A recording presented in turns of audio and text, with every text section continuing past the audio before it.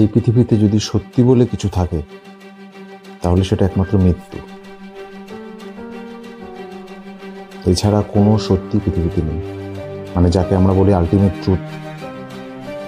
আর এটা এমনই বাস্তব যা থেকে আমরা কেউই পালাতে পারবো না।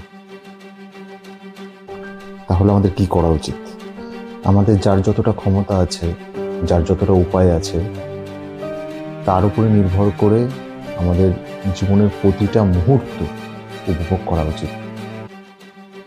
জীবনটা হলো সব কিছু দিয়ে সাজানো একটা থালা, কোনোটা মিষ্টি, কোনোটা ঝাল, কোনোটা নোনতা, কোনোটা তেতো, কিন্তু এই সব কিছু মিলিয়ে যেন রূপকথার মতো যে আমাদের এই জীবন।